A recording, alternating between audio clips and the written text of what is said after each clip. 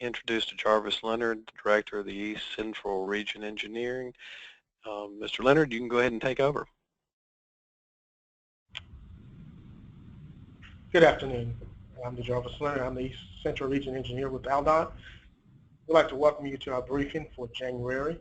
Our goal is to present information that is ongoing with the project and keep the media and the public up to date on the progress of the project, and as we move forward to any changes and in traffic control issues. We'll go through a presentation and we'll answer questions once we complete the presentation.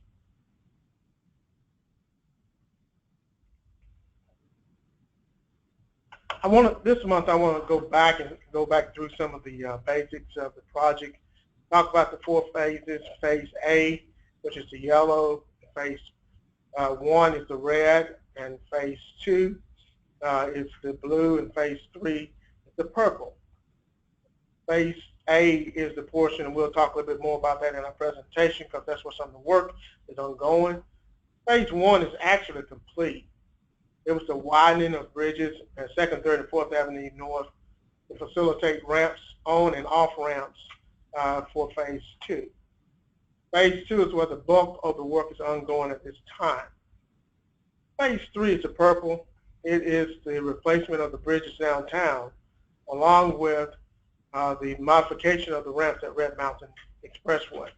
This project is still to be let the contract, and we anticipate to have a contractor on board in the future. I'd like to show some of the renderings of the interchange at I-65 and 5920. We're looking south toward Montgomery. You'll notice the new ramps for 17th Street on off-ramp for 65 southbound, 59 northbound, and 65 northbound. You also can see the ramp configuration at 6th Avenue North. These are the off-ramps from 65 to 6th Avenue, 59 to 65, 6th Avenue North, and the ramp from 59 to 65 South. And this ramp is the highest ramp of the whole configuration. It goes over and ties to 65 South. This is another view of the interchange looking east. All the access from Birmingham will be by way of 11th Avenue to 3 ramps, 65 northbound, 59 southbound, and this is the 65 southbound ramp.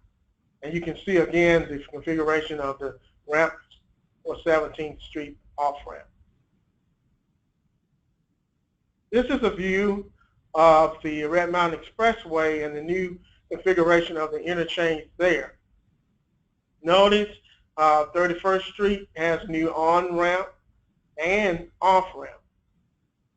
You have all access into and out of Birmingham will be by way of 25th Street.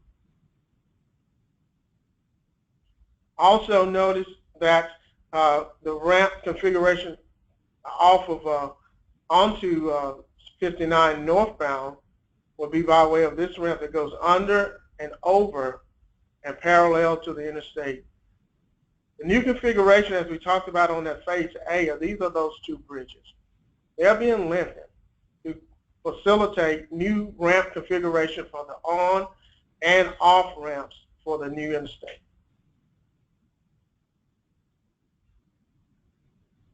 This is phase A, which we previously talked about, 31st Street and 12th Avenue Bridge. 12th Avenue Bridge is complete.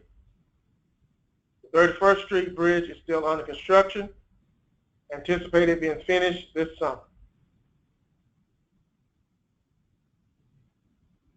Phase 2, as I mentioned, is the bulk of what you see the work is ongoing. It is the modification of all the ramps within the interchange. There's about 21 bridges that's being either rebuilt or modified. This is some of the work that's ongoing. As you can see, we've removed the 12th Court Bridge, and we placed a temporary bridge for the utilities until the new bridge is constructed. This bridge should be complete by school time in August. That's our goal. This is another shot of the bridge that was removed. They're removing the columns so they can construct the new bridge.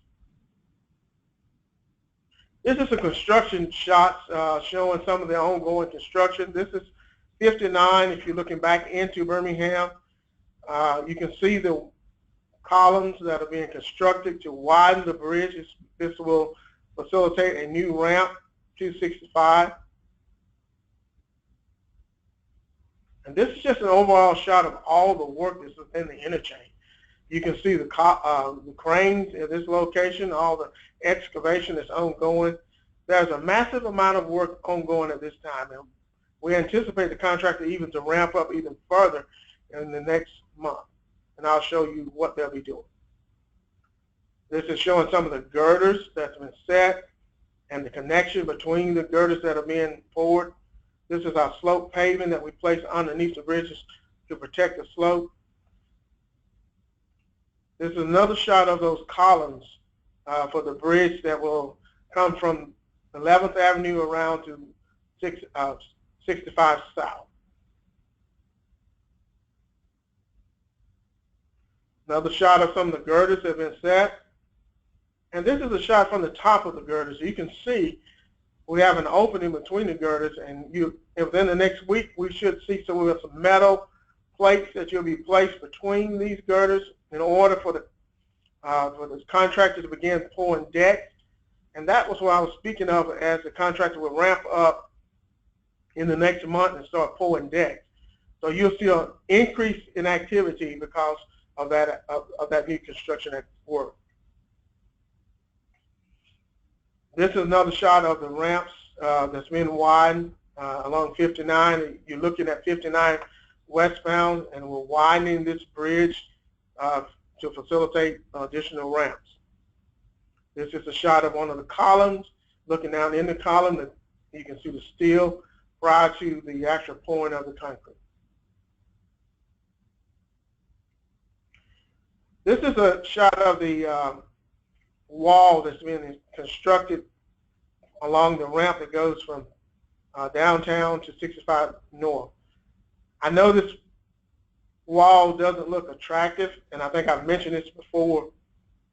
That would actually be a decorative concrete wall that will be placed in front of this. This is done to facilitate the actual construction and the excavation at this time. This view is another view of the wall and some of the excavation. They actually have it, they drove piles, they put these wooden beams between the piles, and then they're excavating the soil to get to the level that we need to get to down to get the ramp at the proper elevation. And so they're getting close to completing this, and once they do, we'll be able to come back and put the decorative wall in place. I want to talk now a few minutes about some of the impacts of the traffic. I know in the last few weeks we've impacted traffic somewhat, especially around in the Red Mountain Expressway area. At Caraway closed for the weekend. I know that caused some issues with some of the traffic, but we're thankful that things went as well as it did. Currently, we only have a few closures ongoing. That is, you can see that the permanent closures are where we're going to have new ramp configuration. This is the 11th Avenue ramps that I showed you earlier. This is the ramp that will go from 65 northbound to 17th Street, and this will help to facilitate the ramps from 59 northbound to 6th Avenue North, and along the ramp that comes from 11th Avenue over the interchange down to 65. So these streets are permanently closed going forward once the construction is complete. We're glad to mention that we've opened 16th Street off-ramp since the last briefing, and we're glad to get that open. I think it's working very well, and that's one of the progress points that the contractor has made. One of the closures is 9th Avenue between 17th and 18th Street. This will still be closed for a period of time, for another 3 weeks or so, to facilitate some utility relocation in that area. Richard Arrington Boulevard is closed just west of Caraway Boulevard. It still will be closed for another week or so in order to facilitate those utility relocations there.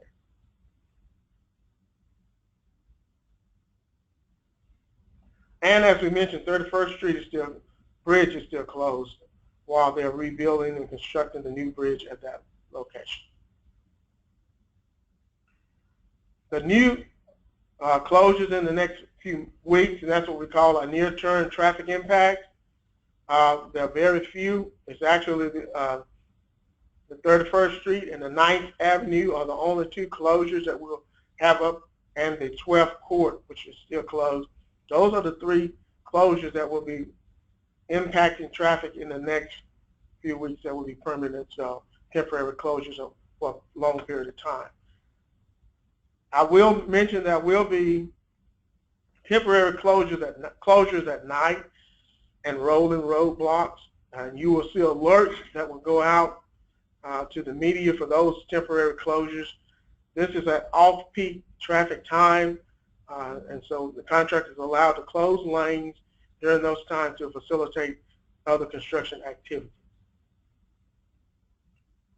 And that finishes our briefing. Do you have any questions at this time?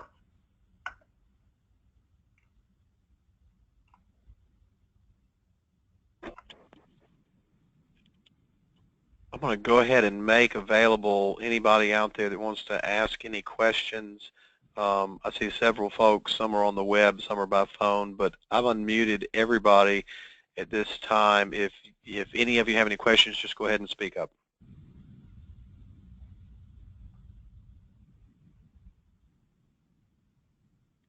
Fantastic. Mr. Leonard, we appreciate your time today. Thank you, and we look forward to continuing working with the media, and we will have an update next month. Have a good day.